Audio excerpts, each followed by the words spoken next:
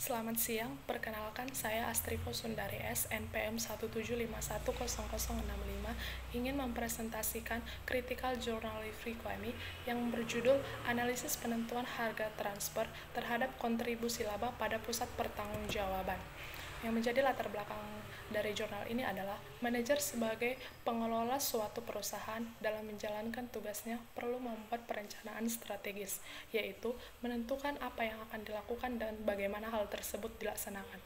Dengan berkembangnya perusahaan yang diikuti dengan permasalahan yang semakin kompleks dapat mendorong manajer puncak untuk melaksanakan desentralisasi dan divisionalisasi dalam perusahaannya.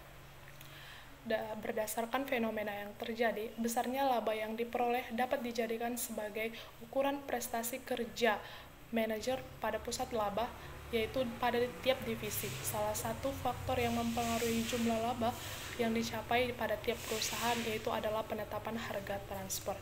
Dari latar belakang inilah kami memilih judul ini karena dalam keenam jurnal yang kami review lebih banyak menjelaskan penetapan harga transfer dan di dalam perusahaan, dan juga analisis pengerjaannya menggunakan 3 metode sekaligus sehingga dapat kita lihat perbandingannya secara lebih detail.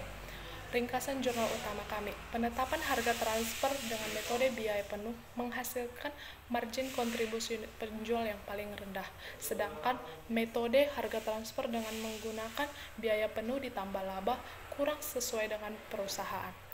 Metode biaya penuh ditambah laba menghasilkan margin kontribusi di atas margin kontribusi dengan metode biaya penuh, yang artinya bahwa pihak penjual akan memperoleh laba sebesar laba yang diharapkan dan pihak pembeli akan dapat memaksimalkan labanya karena harga transfernya lebih rendah dari harga pasar. Perkenalkan, nama saya Indra Rosi Suhembing, NPM 175100194. Saya akan menjelaskan kelebihan dan kelemahan dari jurnal utama.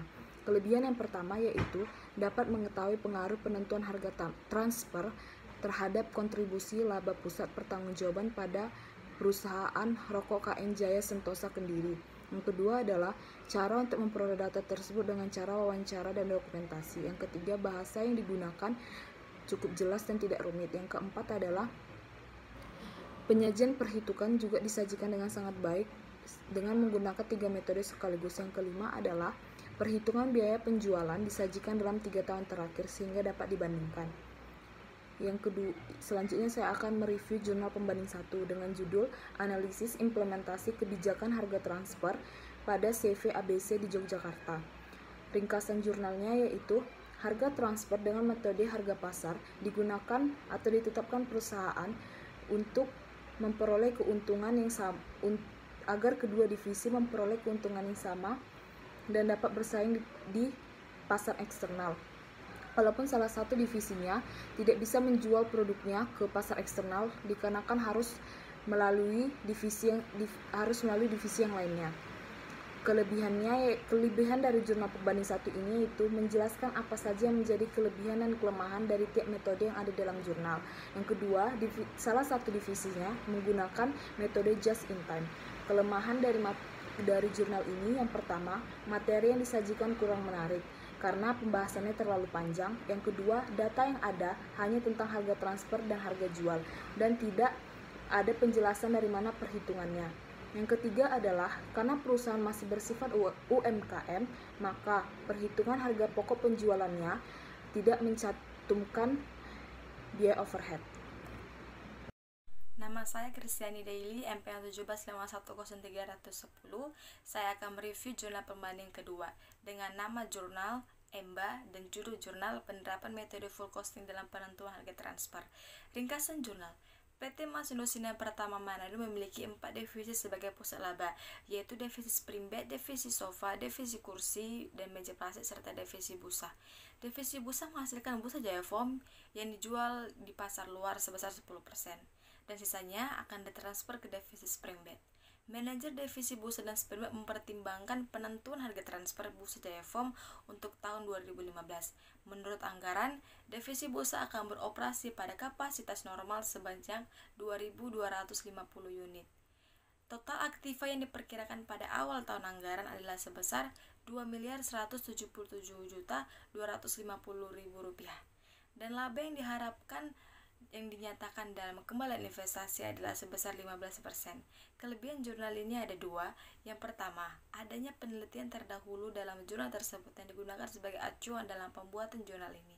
Yang kedua, menjelaskan secara jelas jenis, lokasi, waktu penelitian, jenis dan sumber data yang digunakan dalam jurnal tersebut dari sumber yang terpercaya. Dan kekurangan dari jurnal ini ada tiga. Pertama, materi yang disajikan kurang menarik, di mana pembahasan terlalu panjang tetapi tidak ada penjelasan bagaimana penerapan metode dari segi biaya. Kedua, data yang ada hanya tentang harga transfer dan harga jual tetapi tidak ada penjelasan dari mana perhitungan data tersebut.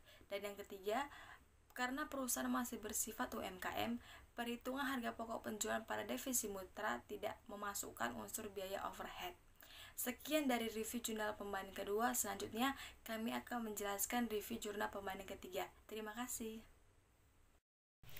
Selamat siang, perkenalkan saya Astrifo Sundari S, NPM 175100065, ingin mempresentasikan critical journal review kami yang berjudul Analisis Penentuan Harga Transfer Terhadap Kontribusi Laba pada Pusat Pertanggungjawaban.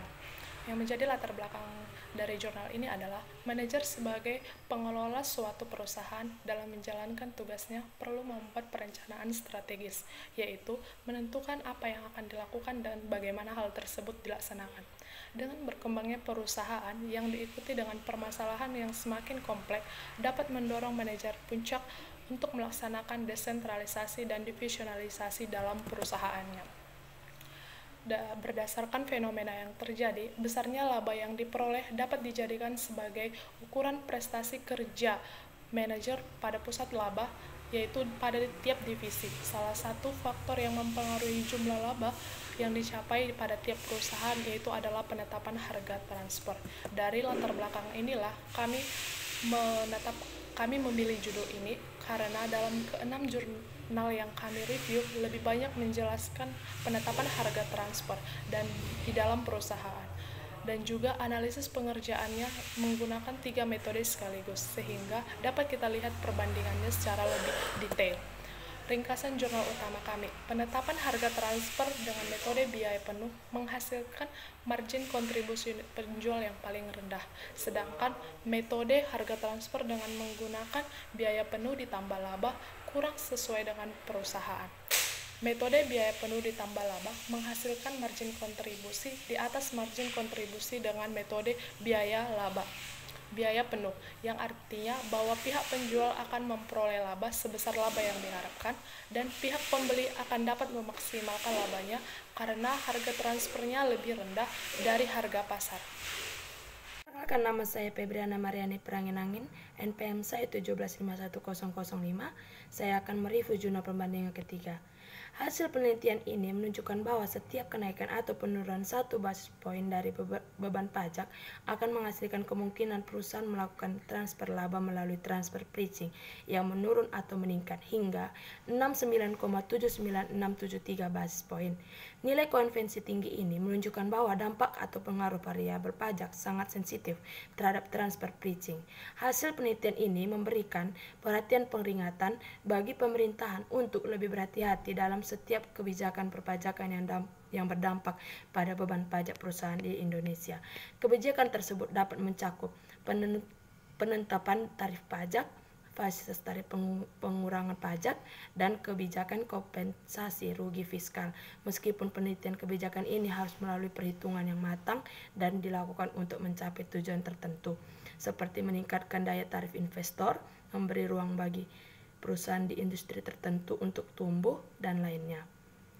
Penilaian terhadap jurnal pembanding ketiga ini yang pertama yaitu adanya penelitian terdahulu dalam jurnal tersebut yang digunakan sebagai acuan dalam pembuatan jurnal ini. Yang kedua, ada banyak sumber yang diambil dari beberapa orang ahli yang disajikan dalam jurnal ini. Yang ketiga, transfer keuntungan dapat dilakukan melalui mekanisme penetapan harga transfer.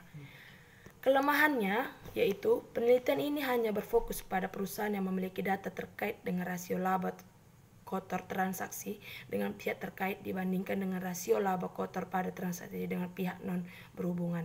Yang kedua, dalam penelitian ini menuliskan hanya mencantumkan hasil uji regresasi saja tanpa memberitahu dari mana angka yang diperoleh atau diambil. Oke, saya akan melanjutkan review jurnal pembanding yang keempat, yang ringkasannya yaitu hasil analisis pertama menunjukkan bahwa hal ini akan menguntungkan secara finansial bagi perusahaan untuk menaikkan harga jual yang akan mempengaruhi penurunan beban pajak global. Namun, diberikan kompleksitas mengubah kontrak penjualan dengan memegangkan saham, implikasi pajak untuk bisnis Jepang unit. Disarankan agar perusahaan mempertahankan penjualannya harga di level saat ini.